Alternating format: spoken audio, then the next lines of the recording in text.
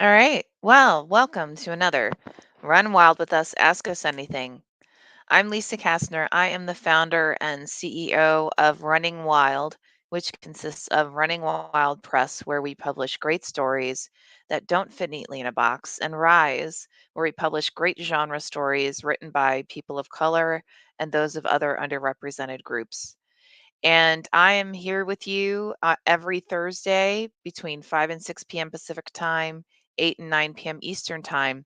Typically, I'm here as well with several of our executive editors or other editors who really thrive and absolutely adore you guys and adore all your fantastic questions. So, with that, what I'd like to do is put out there if you are watching us and you have any questions, it can be around publishing, editing. It can be actually any kind of question that you may have. Just go ahead and pop it into the comments section. I will then repeat the question and then respond to it. And if one of our other amazing, fantastic editors is with us, then they will then take the opportunity to respond to the question as well. So, with that said, also, if you are watching and you have realized that, hey, you know what? Oh my gosh, this is a recording. It's not a big deal. If you still have a question, you can go ahead, pop it into the comment section. I will be more than happy to respond to your question in the following segment. So, never feel as though if you leave us a question that it won't get answered. It absolutely will. All of that said, sometimes we do get quite a few questions rolling at the same one time. And if we do miss it, just again, another not a big deal. Just go ahead and put your question again into the comments section, and we will be thrilled to respond to it. And so, with that, I am here with two of the most amazing acquisition editors you will ever meet in your entire life. I'm here with Ben and with Peter.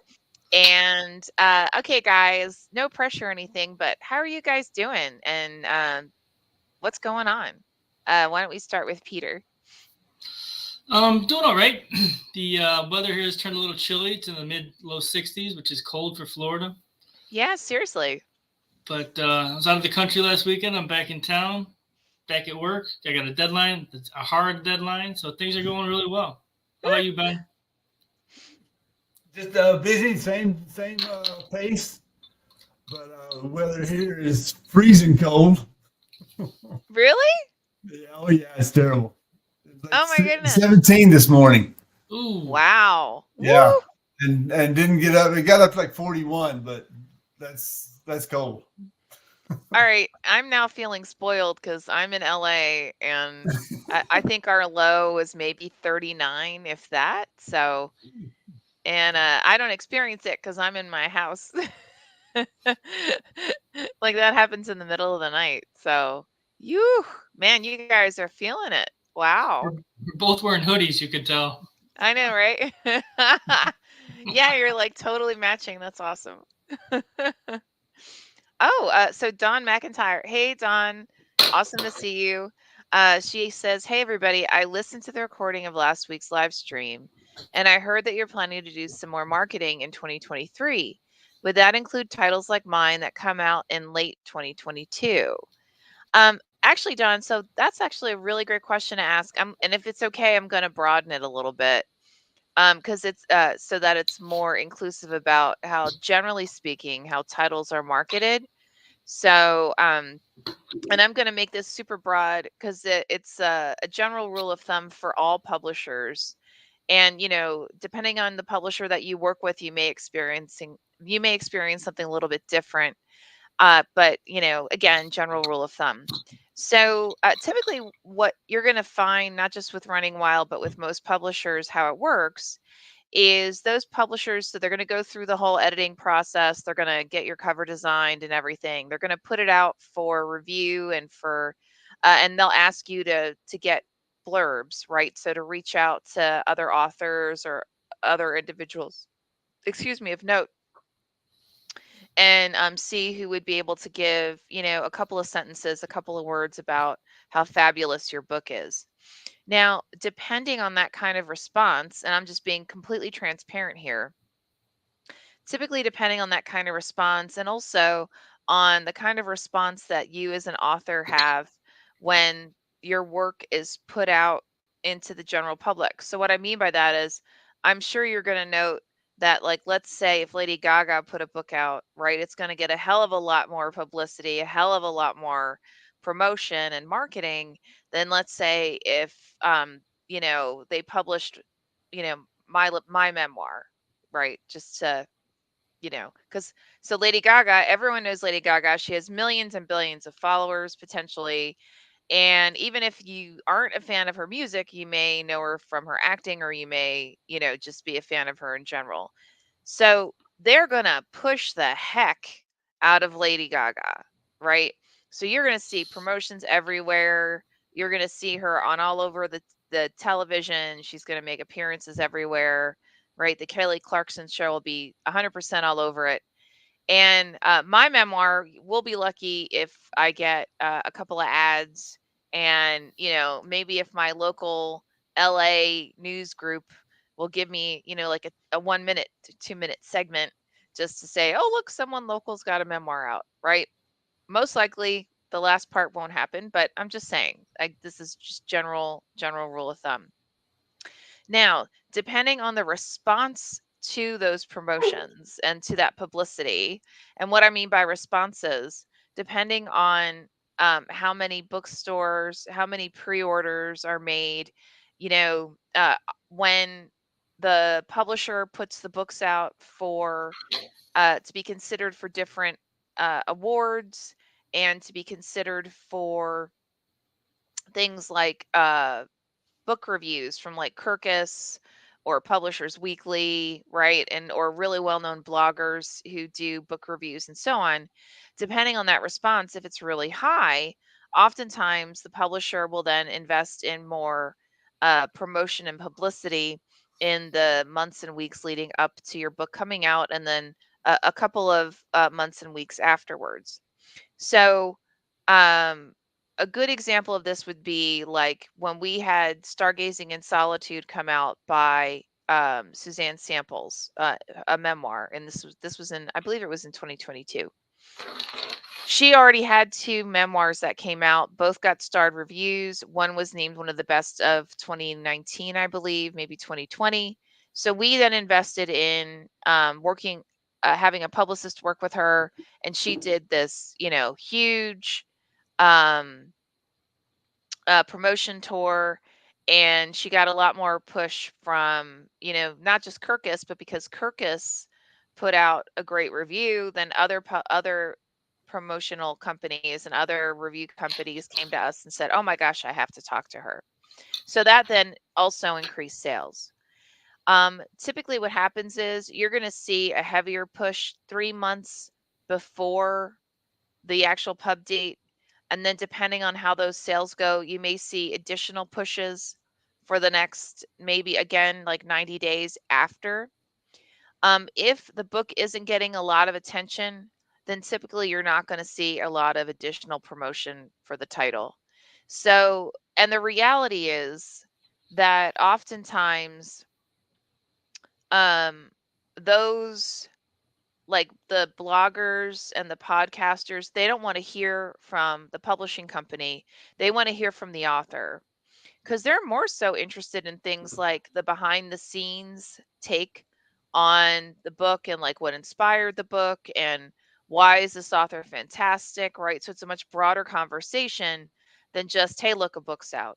They don't, most of these guys, they really are trying to attract broader audiences, and because of that, they don't want the publisher's version of what's going on. They want to know from the author. They want that broader version. They want that more personalized conversation and more personalized publicity. So I don't know if that helps you. We've actually had a few authors who we've published in the last like 6 years come to me more recently asking if we can do another promo push for their stories. And the bottom line is, you need to sit down as an author. You need to put together your marketing plan. You need to figure out who your target audience is, and you need to do that promotional push.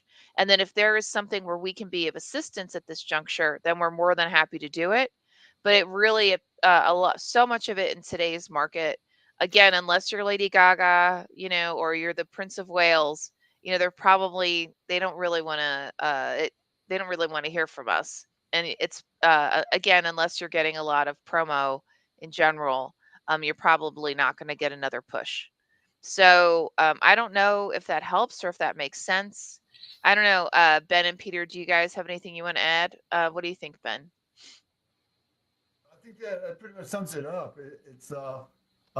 Even from my own experience, it reach out to local newspapers, libraries, local bookstores, and have a reading. Try to get a reading and market it on at your own level, because you're the author and knows the work the best Hmm. and the story behind it the best. Yep. What do you think, Peter? I I agree with Ben. The more you can promote your work through readings, go to bookstores, try to get in readings, have friends attend, have friends tell friends, networking, word of mouth. Again, with the send it to the news stations. Just basically anything that you can think of to get your book in front of somebody with some influence that can spread the word even further. Yeah, absolutely. And actually, to piggyback on that thought, they both actually, Ben and Peter both make great points. Also, remember, you have a broader network of authors within your area. And if you already have friends who have been published with other, in a similar genre as you, I would recommend reaching out to them and, organizing a group reading or some kind of a group get together. And don't forget, in today's world, there are tons and tons of conferences and workshops. Put your name in the hat, right? Go out to them and reach out and ask them, hey, look, I am this killer author. I had this amazing book come out. This is what it's about. This is my bio. I would love to speak at your conference. I would love to speak at your workshop. And you might be surprised at the number who actually respond in a really positive way. So I would say definitely go out there, go for it. So I awesome. was actually talking about Don's the paper pirate the other day to someone. So it's I mean that's just one little piece, but it needs to be a piece of a greater effort. And like when you get like I know I get emails all the time from different conferences and, podcasts and so on. Use that as an opportunity, use that as the universe saying to you, you need to submit to them and you need to tell them, hey, look, I am a killer author. I would love to speak at your whatever it is, right? Because again, you may be surprised. What's interesting that this all came up. I actually just had a really awesome conversation with a conference, and it looks like I'm going to be speaking with them later this year. When we have more details, I'll put the details out there. And then I actually got an offer to be a keynote at a conference. So again, all just because all I did is I reached out and I said, "Hey, we are this great publishing house. We've got these amazing titles and here's some topics, again, help them with it, right? Help them stay focused on what you're really great at. But like here's some titles that I have spoken about in the past, or I'm passionate about, or I'm happy to bring to the table and have this broader conversation and see what they say. That's how we got into LA Comic Con. That's how we were asked to be present at San Diego's Book Fest. That's how we got into AWP actually 2 or 3 times. So, just put yourself out there. And again, you would be shocked at the kind of response that you might receive. Yeah, pretty much, if you don't ask, you're not going to get. So. Oh, yeah, 100%. Mm-hmm. And if you're not sure, like I know for myself, um, because you always want to include a bio, right? A brief bio about like why you rock, like why you are the person that they want to have. If you're not sure about your bio, send it to people that you really trust and ask them what they think. So, for example, we've been blessed to have had articles all over the place, including in Forbes. Actually, I think twice in Forbes. And a dear, dear friend said, Lisa, you were featured in Forbes. You need to add that to your bio. And so, and never ever take that off, right? That's like saying you're a New York Times bestseller, right? There are certain creds that you get that you want to make sure are always included. And send your bio to those friends or to those acquaintances who, again, you really trust in this type of area, and ask them what they think, because they may identify for you different credentials that you have that you never even thought about, and you want to make sure that you add to your biography. The same with the like different topics that you want to that you're willing to talk about or that you're open to. Again, you want to make sure it's stuff that you're really passionate about, things that you're, even if you're kind of knowledgeable about it. There's this thing called research and networking that's incredible. You would be shocked at the amount of information other people are going to be willing to share with you. And you don't have to be the only person speaking, right? You can pitch it as a panel and have it where you are actually inviting amazing, phenomenal people to come in and speak on the panel, and you're asking them leading questions to kind of bring out great responses about whatever topic it is. So, don't limit yourself when it comes to publicity and marketing. Really, really, as both Peter and Ben have said, if you don't ask, you don't get. You've got to put yourself out there. Um, Holly I Rose think says, I sorry, go ahead, Ben. I No, was no. just gonna piggyback on the third person bio because I can't speak for every MFA program out there, but I don't think that they're talking about writing that. I think they're focusing on the genre and the work. And I know the sometimes with the short stories that when I ask them for a third person bio, it's like that's it's just not, it's counterintuitive for Ben to say that it's counterintuitive for Ben to think that and talking to yourself in third party. It's just weird, and it takes a little practice. So bounce it off people who have done it, and say, how much is too much, and how much is just right, and how many credits should I put in there, and which credits should I put in there, and and even with Lisa's experience to say, hey, you got to put forms in your bio, and well, it's gonna go to another line, Mhm. but that's okay. It's important, and become comfortable with it, I guess, is what I'm trying to get to. Right, right. And if it's third person, you can take a step back and look at yourself and pick out your qualities, pick out your traits, pick out your experiences that you think are really cool, without having to say, well, you're bragging about it. It's just stating a fact. Lisa's been in Forbes. Ben has his publicity credits. It's just being who you are, being honest with yourself, and just being your own biggest cheerleader. Yeah, and honestly, I think writers are the worst at this kind of thing, and I I mean that agree. in a loving way, right? I mean, because we're so focused on what we're doing on the story we're writing. You don't have to have come from an MFA program, right? You could simply be self-taught. But generally It's speaking, cheaper. unless you come from, well, it is cheaper. uh, unless you come from a work environment where it's necessary for you to have a bio, right? Then, like, meaning journalists tend to need a bio. If you're a marketer, you need a bio. If you're an executive in different functions, you need a bio.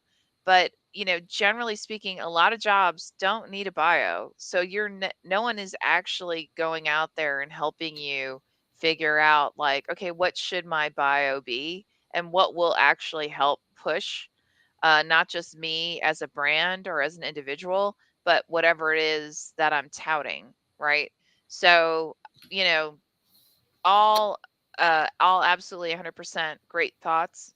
Another good thing to do is, especially when you're talking about bios, going out there and if you have friends who with similar backgrounds, or even look at your favorite authors and look at their bios, because I'm going to tell you, just from the authors that I personally know who are who've been pretty successful, their bio, it's not inclusive. right? It's not every amazing thing they've ever done. It's usually tweaked to fit, uh, to a certain extent, whatever it is or wherever they're speaking. So, sometimes you'll see an author will mention their like, they live in blah, blah, blah, and they have 5 dogs or whatever it is, right? And sometimes you won't see that kind of detail because, whatever it is that this bio is being used for, it's not that personal, if that makes sense. So it's not as relevant.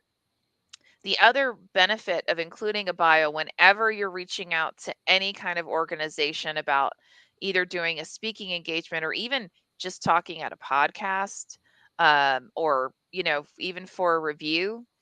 And this is something that I didn't really think about until a little bit later in my writing uh, career, I guess you could say.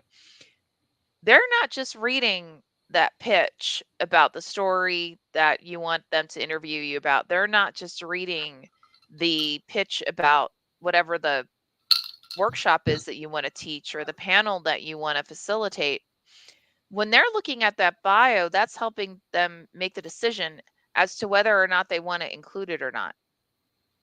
So if you've got a bio that includes, that you've already been on USA Today's bestseller list, and I'm Kirkus Reviews or I'm Publishers Weekly, and I see that, I'm more likely to pick that up as a book that I'm going to review than I am someone who's just saying that they have 5 dogs and live in Massachusetts, because I know the likelihood that the quality of that story is higher because this person has already been on the USA Today bestsellers list, or they've already gotten starred reviews, or they've already gotten blurbs with various persons.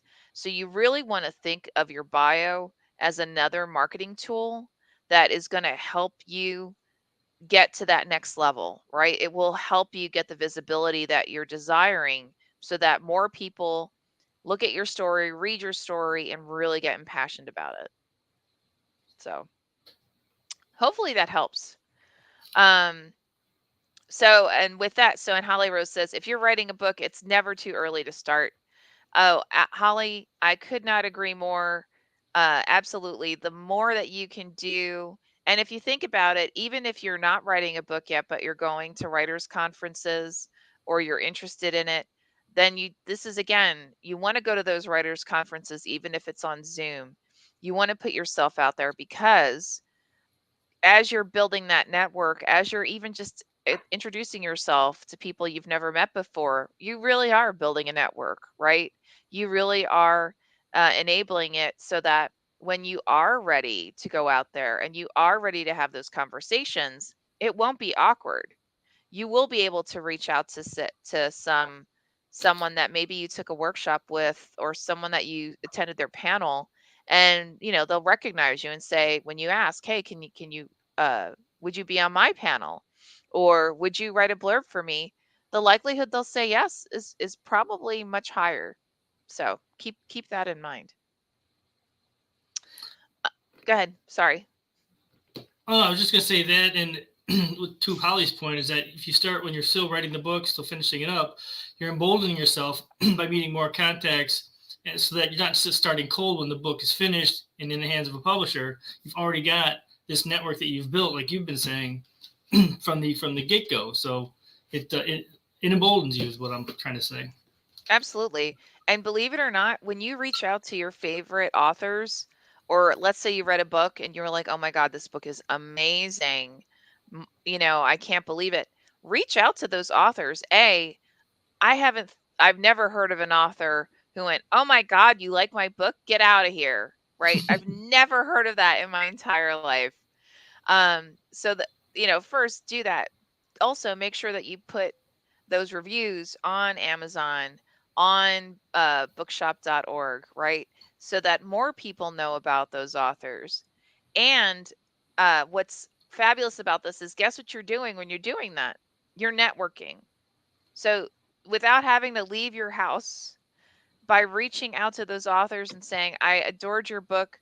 blah blah blah. And again, this has nothing to do with asking for them to write a blurb or whatever. It's just letting them know that you think they're fabulous.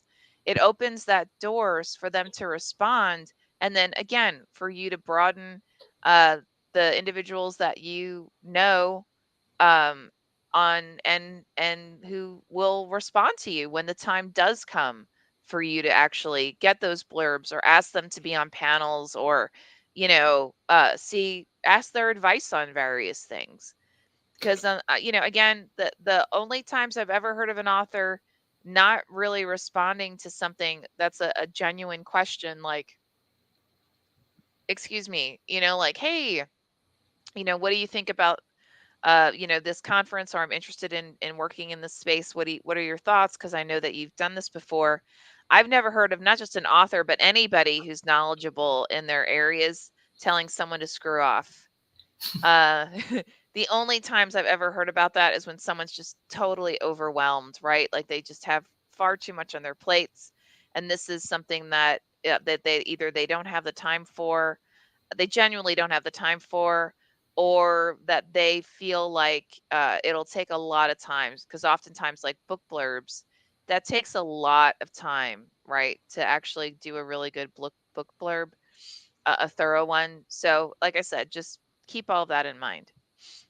We actually had an author once who had a comp title in country by Bobby Ann Mason, and he reached out to her to write a blurb for the book.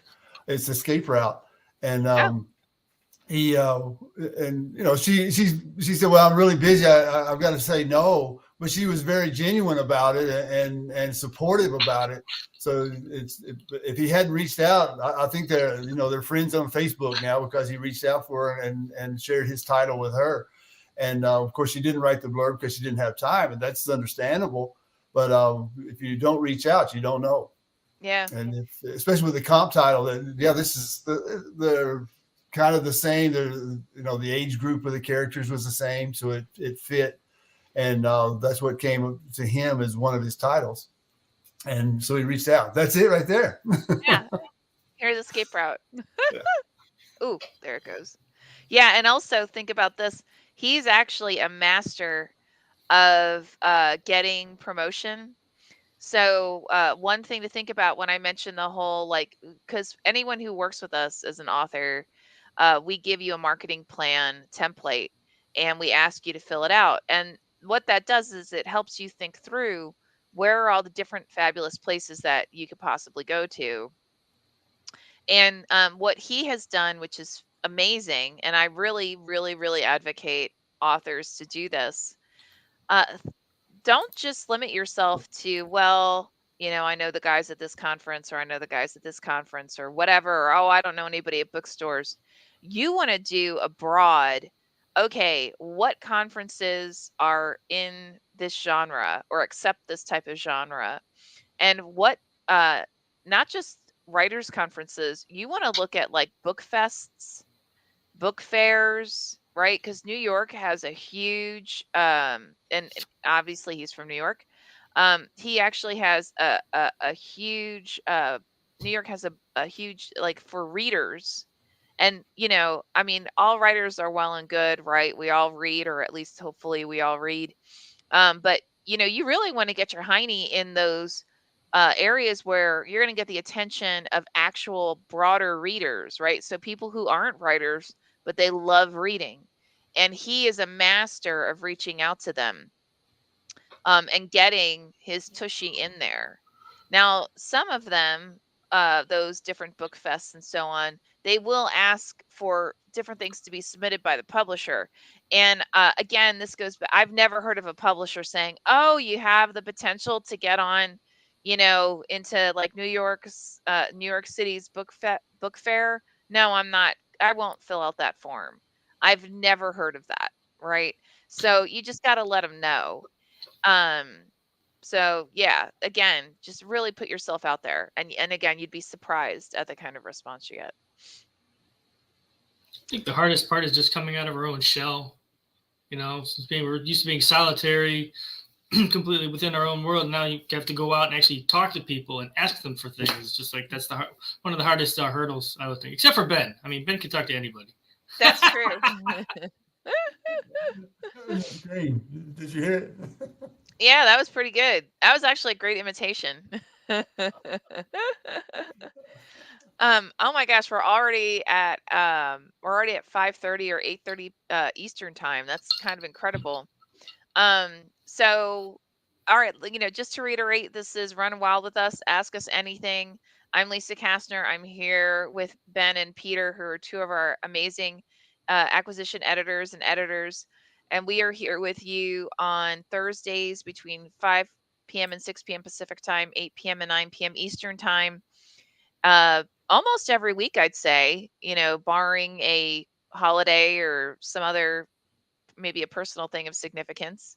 But with that, all we ask is we're here to answer any kind of questions you may have around publishing, editing, creative writing, storytelling. As we just did, pretty thorough, I believe, diatribe on marketing and publicity for your books.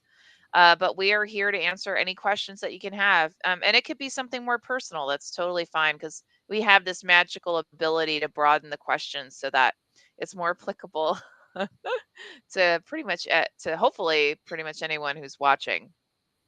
And we are also here for you on Facebook, Twitter, and LinkedIn, believe it or not. So, and on all of those different forums, this live stream is actually recorded. So if you're watching this and it's a recording, it's not a big deal, and you have a question for us, go ahead, toss that question into the comments section, and we will be sure to respond to your question in a subsequent week. If we inadvertently miss that question, again, not a big deal. Just go ahead, ask the question again, and we will be more than happy to respond. So I know all of us aren't just aren't just editors, but we're also authors.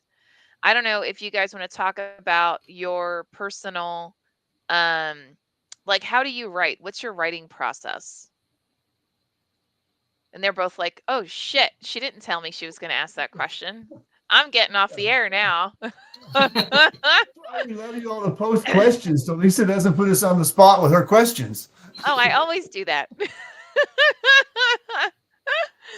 Heck, why not? So with that question, actually, I know Peter's in the middle of writing, of working on something. I don't know, Peter, if you'd be willing to share your writing process. Well, it's nothing that's any different than, I guess, many other writers. Is just I write at night. I use one part of my brain during the day when I'm working for somebody else, and use a completely different part of my brain when I'm working for me. And it's just basically just get it out, write the story, finish the story. No matter how bad you think it is, don't go back and edit until the story is finished. So you got a beginning, a middle, and end. Then you can start analyzing it and moving stuff around and editing, tweaking words, whatnot. But finish the story first, because that's the biggest step, is get the complete novel or story down on paper. Then you can go back and fix it. I write at night. Sometimes during the afternoon if I've got time. Time is very precious to me, but mostly I write at night. So cool. And so your vision process is you go back and analyze your initial draft and just kind of see where you may want to fill some holes, or. Well, I kind of approach it the way I approach other authors' work. I'm like, what's missing? What needs to be here? Where are we in the story? Where are we in the scene? Who's talking? That kind of thing, to make sure that things I question or I ask, things I ask of my authors, I'm also asking them of myself. Sometimes I'll take notes on the page. Sometimes I won't. I'll just put stuff in there. And it's very much an organic process, as many of us know. Cool. Peter, how about you? What's your process? How about Ben? I mean, sorry, Ben. Same person. Yeah, it's interchangeable. Yeah. Yeah, not. Anyway. I write in the mornings. It's that's what early in the morning is for. And I love to get up at 2:45 or 3 in the morning and have a poem written by 3:30 or 4. and it's a daily process. I write in a journal with pen and ink, and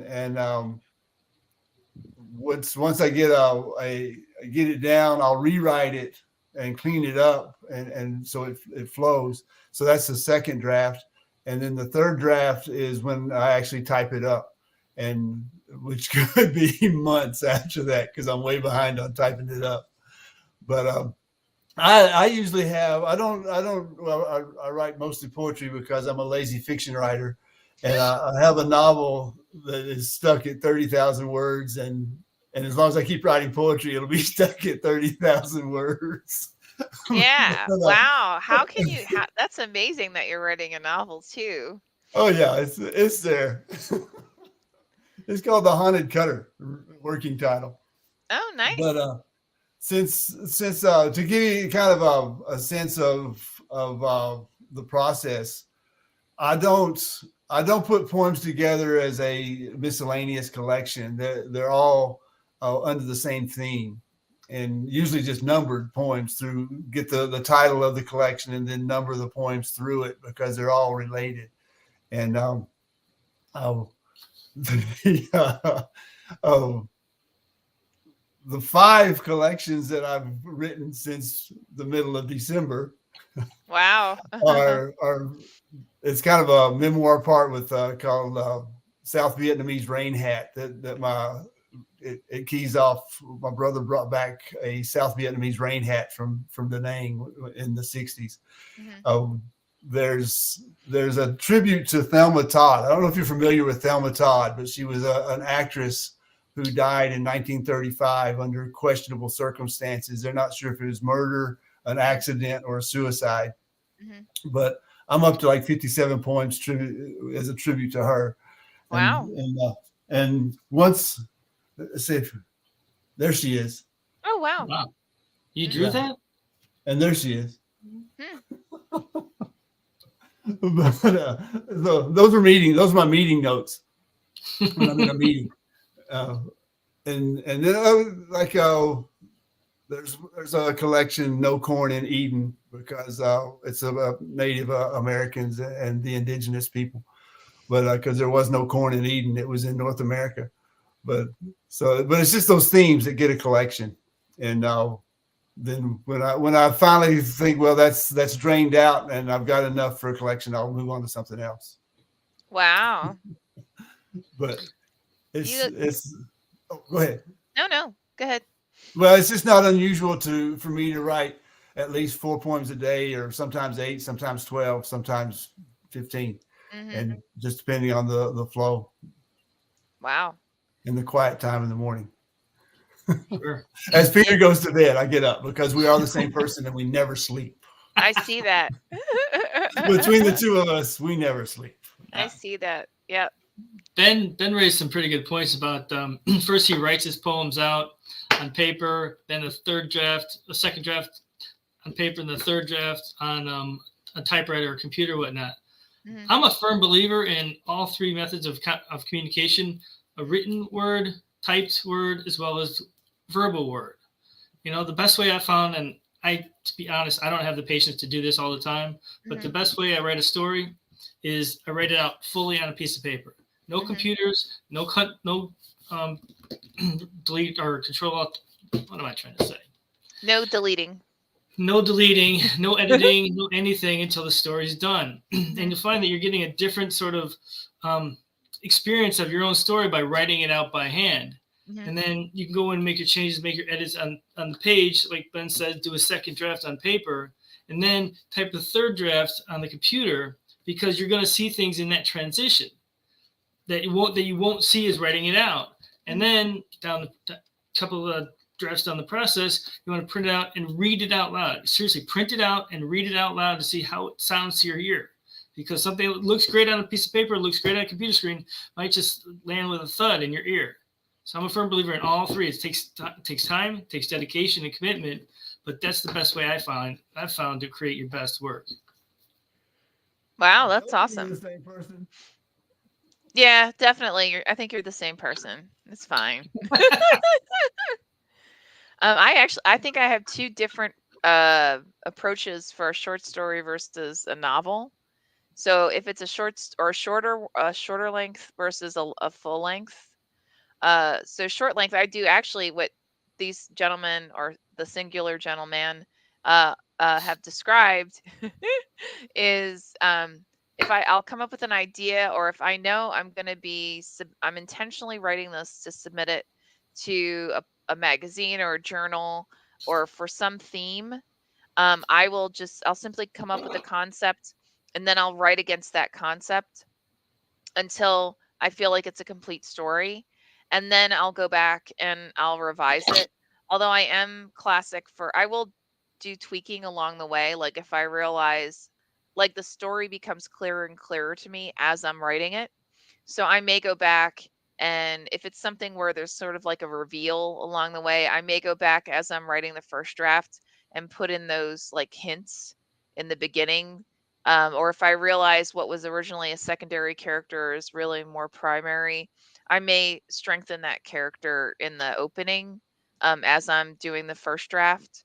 And then when I'm done that, I'll go back and I'll do like I'll print out or something where, it's more of a, if I didn't write it on the computer, if I hand wrote it, because I do both, I'll go through and I'll write notes on it, because it is a very different experience to edit something that has been printed out versus editing something that is on the actual screen. I think it does change what you consciously or subconsciously see and are aware of. And reading it out loud is fantastic, especially when you're looking at something that has a lot of dialogue in it, or that you're looking or you're trying to figure out your pacing. We've received actually quite a few submissions lately where they're basically run-on sentences, right? So it was like 2, 3, 4 different ideas in a singular sentence that was, obviously combined. And for a reader, that's actually really hard, right? And it can really mess up your pacing. It's slow when you do that, when you have a sentence that's in essence like a paragraph. It really slows down the pacing, because an individual who's reading, that period, that comma, that enables, it's almost like it's a mental register for them to say, oh, okay, I'm going to pause right now. We finished that idea, we finished that thought, more so a period, and now I'm going to move on to the next sentence. Versus when you have shorter sentences, and I'm not saying simplistic, right? I'm just saying something that doesn't include like 2, 3, 4 ideas in the same paragraph, or in the same sentence. That actually, having that one idea, one thought per sentence, does allow the reader to say, oh, okay, got that, thank you, pause, and now I'm moving on to the next sentence. All that said, there are readers who don't actually read at a sentence level. They read at a paragraph level, and there are some who actually read at a page level. I personally am not one of those. I read at both a sentence level and a paragraph level, depending on if I'm speed reading or not. But anyway, so all that in useless information in mind, um, remember that, you know, once you're done getting your initial thoughts on the page, a lot of what you're doing in those edits, it's to make this story stronger, so that when your readers read it, they go, oh my God, this is fabulous. I love this story, so that they're engaged, so that they have a deep desire to continue forward with your story. It's not so that you can go in and check and proofread it. Although, yes, that is part of it, right? We all want to make sure that we're using proper sentences and sentence structure and so on. But really, at the end of the day, this is to make sure that your reader is just, enthralled in whatever story that you've written. So that's short stories. Sorry, go ahead, Peter. I was just going to say that the more finesse, like the longer sentences that you put in there, the multiple ideas or thoughts per sentence, it actually serves as a way to pull the reader out of the story, because they're forced to think about it in different ways, work out the sentence, and it just literally pulls them out of the story. They're out of the realm of your novel or your short story. So I generally I bring that I raise that point to authors I work with as well. Pay attention to what you're saying so that the reader stays within your story. That and there's one other thing. Oh, sentence length. One of the things I'm a big proponent of is varying your sentence length. So you Mm, got a long sentence, shorter sentence, couple. If you'll notice that if you do several short sentences in a row and you do them right, it sounds like it's like bam, bam, bam. The reader picks up on the information. Then you give them a long sentence to get more comfortable, and then you mhm. shorten it down. Just pay attention to your sentence lengths because you can work. You can establish a flow that way. That's another element of story. It's pretty cool. Yeah, absolutely, 100%. What do you think, Ben? Well, sometimes it's good to have those sentences that read like a grocery list and the short sentences, and Mhm. but then you want to mix it up, like Peter was saying. I was thinking the same thing, and You there say are a person. times when I'll see a paragraph, and I probably did it in Don's work as well, because when there's a sentence that's in a paragraph, maybe it's at the end of the paragraph, that kind of wraps up the whole intent of that paragraph. And I don't mind breaking that little segment off into its own paragraph to give it Mhm. that standalone strength and Mhm. say, draw the reader into this. Is important. It's standing by itself. You know it's important. Read it. If you, no matter what level you read at, like me at the syllable level or the page level, you can draw the reader's attention to the things you think are important or that you want them to think is important, even better. Absolutely. Absolutely. And a really good editor, when you get to the stage that you have an editor or when you have your oh, I'm going to change the subject slightly. So once you're done that I think it's really smart to have a reader. I think it's smarter as well to have a reader, like someone who reads your work for you and then gives you feedback. Don't have it be an editor or an author. Have it be someone who is truly a reader. So someone who loves the story form that you are writing in or the genre that you're writing in. And if you are a genre writer, right, the genre you're writing in, and then have them give you feedback because oftentimes editors and this isn't all right, especially this is probably less true or not true at all from someone who's been a professional editor for a long time, but for editors and also for authors, they tend to, or we tend to provide feedback on works based on how we would write something or how we would edit something. Again, this is if it's someone who is not necessarily a professional, or maybe they're a professional, but they're only been at it for a little while. And what happens a lot of times when you do that, when you do have someone who is an author or an aspiring author read your work, is you're going to get conflicting information, right? And it's because they are giving you feedback based on the genre that they write in, on the form that they typically write in, and based on their own personal style. And you're going to get really confused, right? So I have this really, she's a fabulous writer, truly, and she is one of my mentees with the Horror Writers Association. And she currently has a book out that is out to agents for to be considered. And when she received feedback from her readers, she again got a little bit confused because, some people were saying this is great, others were saying this sucked. Why isn't she doing this or that? And it was all, again, positioned as if, well, I'm an expert, so I know. Well, it would have, in my opinion, it's better to go and find people who are passionate readers. Again, like if you're writing a thriller or writing something that's across genre and it has a thriller bend to it, ask people who are fans of thrillers to read your book. Because even though they may not be able to say to you, hey, you need to change this paragraph, or, you have this subplot that isn't pulled throughout the narrative, or, you're stronger in this area or whatever, what they'll do is they'll be able to pinpoint to you the weak points within the story that you can then look at and you figure out, because it's your work, right? It's your story. You figure out how you want to alter it in order to address whatever that weak point is. And in all honesty, a lot of times the feedback that you're getting from those who actually are aspiring authors and aspiring editors, oftentimes they're giving you recommendations on how to change something, but they may not know what your intention was for the broader story.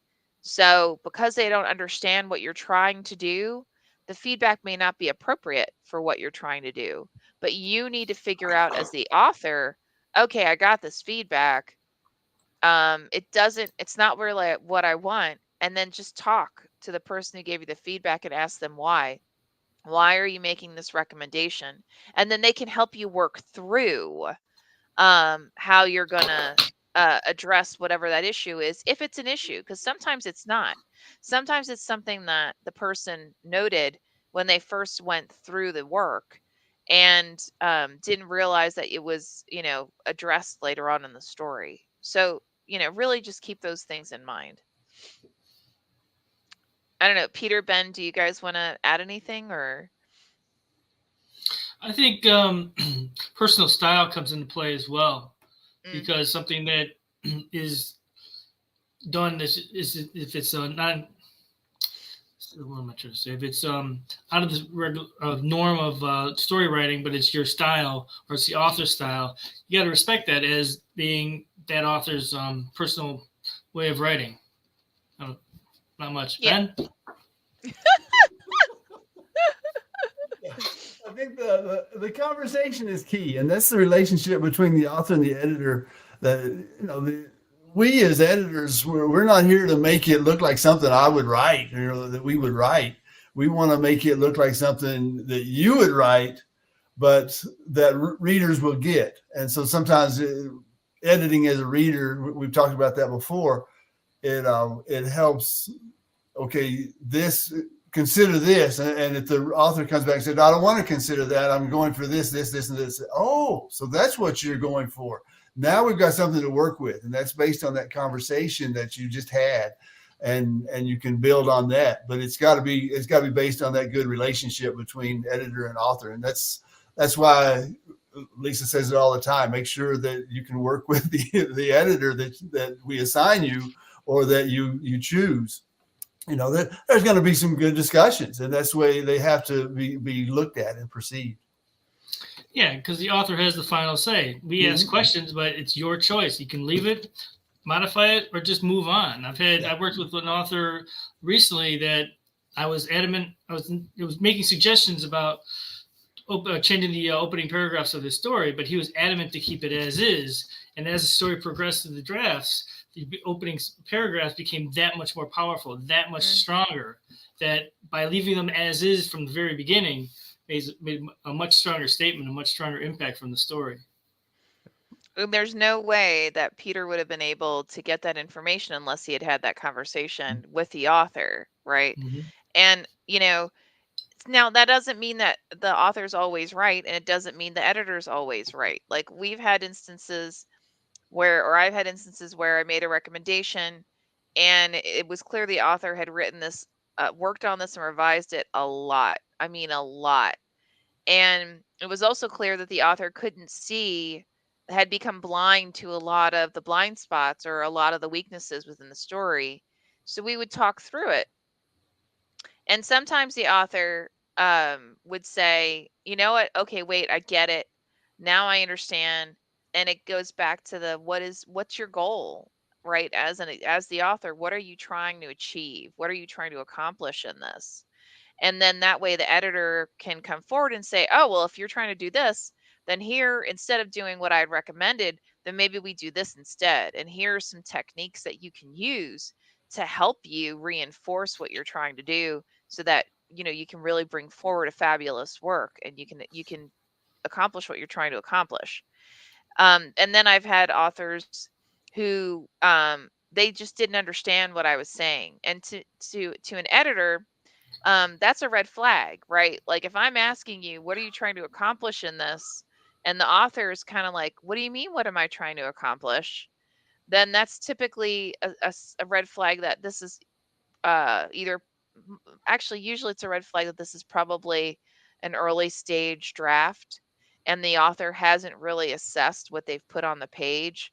So there's probably a lot within it that they never really thought through what they wanted the story to be about. And that's what's being reflected in what the editor is reviewing. And so sometimes it's taking the author aside and saying, okay, I need you to ask yourself these key questions, right? What are you trying to accomplish from by the work? What do you want the reader to get out of it? What perspectives do you want this to be? And, is there any overarching theme or any overarching storyline? Like, what's your core storyline? And if you don't know as the author, or other critical questions that the editor may come up with, if you don't know as the author, then you need to figure it out. Because if you don't know, then anyone who reads it is going to sit back and go, what the hell's this guy doing? This doesn't make any damn sense. And that's not a positive thing.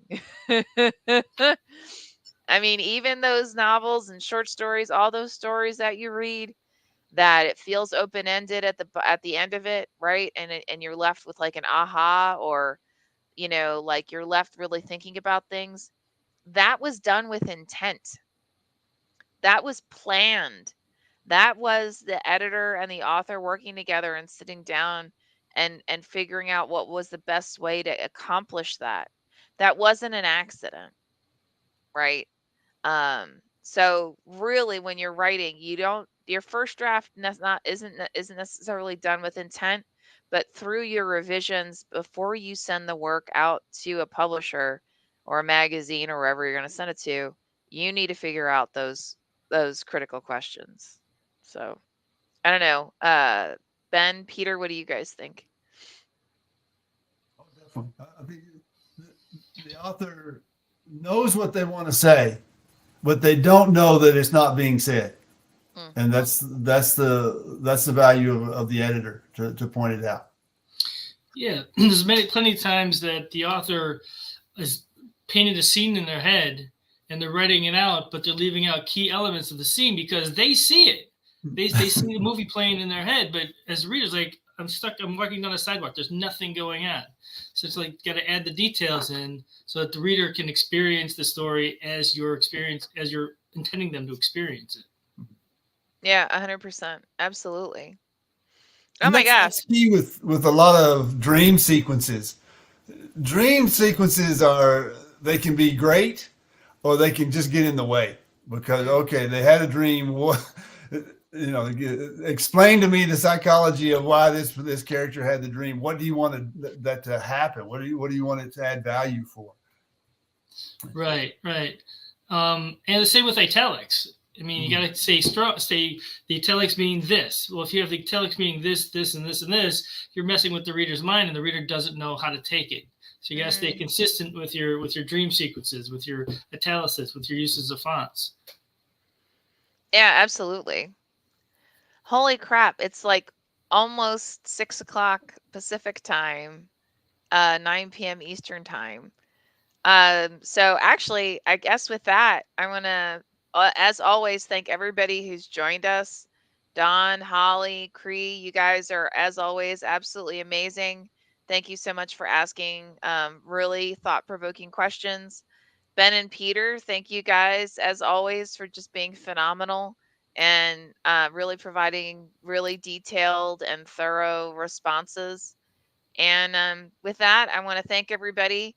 Have a fantastic weekend, and we will see you next week. So, Next week. ciao.